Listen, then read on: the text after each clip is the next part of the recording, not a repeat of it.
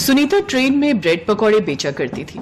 रोजाना सुबह उठकर वो गरम गरम ब्रेड पकौड़े बनाती और ट्रेन में बेचती। ब्रेड पकौड़ा ले लो, ब्रेड पकौड़ा, गरम गरम ब्रेड पकौड़ा, हरी लाल चटनी के साथ गरम गरम ब्रेड पकौड़ा ले लो। अरे एक ब्रेड पकौड़ा देना। ये लो साहब, 10 रुपए का हुआ। ये लो 10 रुपए। हेलो, हाँ बोलो। फोन में आवाज साफ नहीं आ रही है। अभी पकौड़े बेच रही हो, तुम घर पहुंचो। और हाँ, सब्जी लेते जाना। पूजा को बोलना मैं थोड़ी देर में घर में आ जाऊंगी, तब तक वो सब्जी बनाकर रख लेगी। हाँ रखती हूँ, पकौड़े बेचने दो अब, नहीं तो ठंडे हो जाएंगे तो ग्राहक खरीदेंगे नहीं। सुनीता का पति मोहन रेलवे स्टेशन पर ही कुली का काम करता था। दोपहर के समय जब धूप बढ़ जाती तब मोहन घर चला जाता था। फिर शाम के समय वो स्टेशन पर आता और देर रात तक काम करता। अपने पति की मदद करने के लिए सुनीता ने सुबह सुबह ट्रेन में पकौड़े बेचना शुरू किया था ताकि घर के खर्चे में मदद हो सके। सुनीता और मोहन की एक ही बेटी थी जिसका नाम था पूजा। पूजा की उम्र लगभग 15 से 16 वर्ष की थी। पैसों के अभाव के कारण पूजा 6ठी क्लास तक ही पढ़ी थी। ऐसे ही सुनीता का काम चल रहा था, पर अब सुनीता की देखा देखी और भी पड़ोस की औरतों ने ब्रेड पकौड़े बेचने शुरू कर दिए। अब सुनीता किसी का हाथ तो रोक नहीं सकती थी, पर वो परेशान हो गई क्योंकि इस वजह से उसके काम पर असर पड़ गया था। जहां पहले वो रोजाना के 30-40 पकौड़े आराम से बेच लेती थी, वहीं अब 10 पकौड़े भी बड़ी मुश्किल से बिक रहे थे। सुनीता एक काम कर, तू ये ब्रेड पकौड़ा बेचना छोड़ दे। बेकार में तू रोज नुकसान करती है। बेसन, तेल, ब्रेड, मिर्च, मसाला, सब कुछ तो लगता है। कमाई 100 रुपए की नहीं होती और लागत उससे ज्यादा की होती है। हाँ, थोड़े दिन और देखती हूँ, अगर नहीं चला तो कुछ और सोच लूंगी। अभी जो बनाए हुए हैं वो तो बेच ही आऊं। माँ, आज मैं भी तुम्हारे साथ चलती हूँ। आज घर पर तो कोई काम है नहीं और तुम कह रही हो कि तुम्हारे सिर में भी दर्द है। तुम जाओगी तो मुझे तुम्हारी चिंता रहेगी। चलो मैं साथ चलती हूँ। लेती जा पूजा को, सही कह रही है। अकेले कहीं चक्कर खाकर गिर गई तो और मुसीबत आ जाएगी। काम की चिंता से कुछ दिनों से सुनीता का बीपी बढ़ा हुआ था। इस वजह से उसके शरीर में भी दर्द था। पूजा भी सुनीता के साथ ब्रेड पकौड़े बेचने चली गई। बेटा, एक ब्रेड पकौड़ा देना। जी आंटी जी, ये लीजिए। ब्रेड पकौड़े ले लो, ब्रेड पकौड़े, गर्मा गर्म ब्रेड पकौड़े, लाल हरी चटनी के साथ स्वादिष्ट ब्रेड पकौड़े। अरे सुनीता, आज तू अपनी बेटी को भी ले आई ब्रेड पकौड़ा बेचने के लिए, पर इस डिब्बे में बेकार है तेरा घूमना। यहाँ पर मैं ये सभी यात्रियों को पकौड़े बेच चुकी हूँ।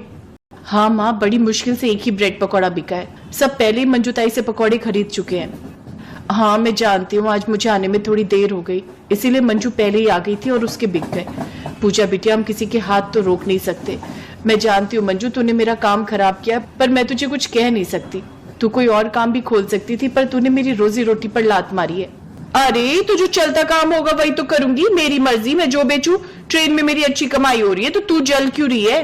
मैं जल नहीं रही हूँ मंजू, पहले मैं ब्रेड पकौड़े बेचती थी। तू तो अभी आई है, जली तो तू थी मेरे काम से, इसीलिए तो तूने मेरे देखा देखी ये काम शुरू किया। माँ, दूसरे डिब्बे में चलते, तुम्हारी तबीयत ठीक नहीं है। इनके साथ बहस में पड़ोगी तो और तबीयत खराब हो जाएगी। सुनीता और पूजा दोनों ट्रेन के दूसरे डिब्बे में पहुंच गई। सुबह का समय था। डिब्बे में बहुत से यात्री अभी सो रहे थे। अचानक सुनीता की नजर एक विदेशी महिला पर पड़ती है। विदेशी महिला प्रेग्नेंट थी और अचानक उसकी तबीयत खराब हो गई थी। प्लीज प्लीज हेल्प मी, क्या यहाँ कोई आसपास डॉक्टर है? मेरी तबीयत कुछ ठीक नहीं है। मैडम जी, डॉक्टर तो है, पर आपको स्टेशन पर उतरना पड़ेगा। यहाँ स्टेशन के पास ही एक डॉक्टर की दुकान है। हाँ, मुझे यहीं उतरना है, मेरा होटल बुक है, पर अचानक मेरे पेट में दर्द हो गया।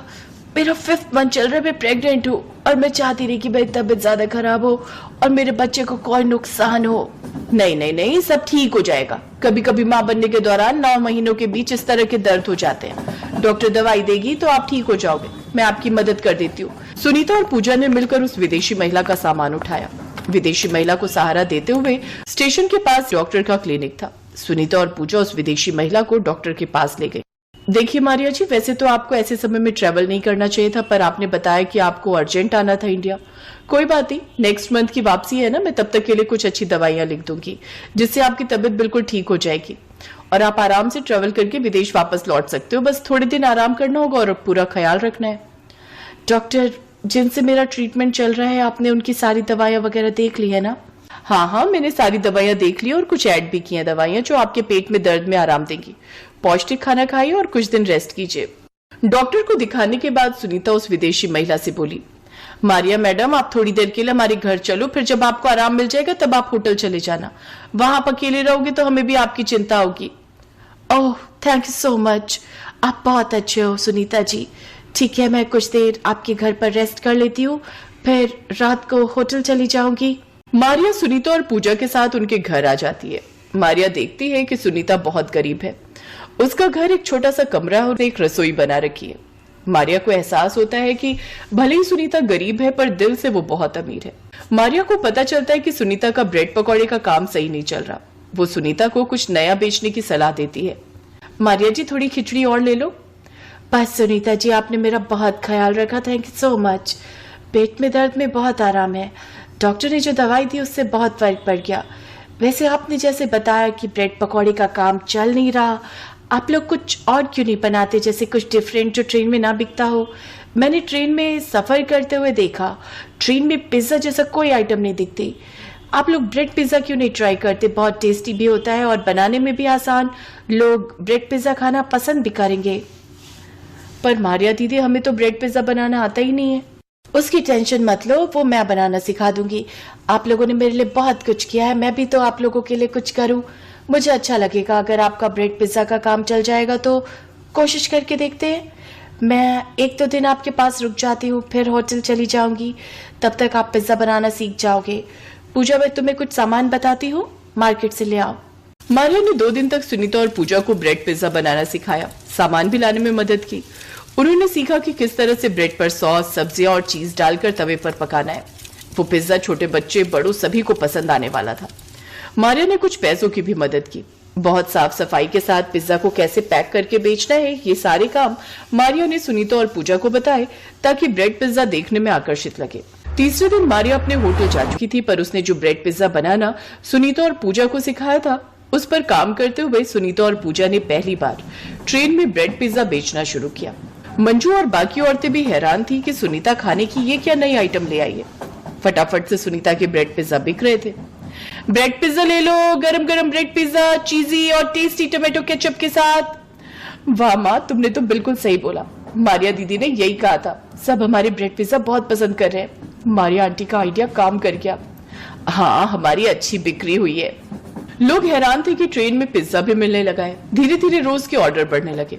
कुछ समय बाद मारिया वापस जाने लगी, तब वो सुनीता और पूजा से बोली, पूजा, मैं चाहती हूँ कि तुम अपनी आगे की पढ़ाई फिर से शुरू करो। सुनीता, तुम और मोहन दोनों मिलकर ब्रेड पिज्जा का स्टॉल चलाना। कोई भी हेल्प चाहिए हो तो मुझे कांटेक्ट करना। सुनीता की आंखों में आंसू आ गए। वो और पूजा दोनों मारिया को दिल से धन्यवाद कहती हैं।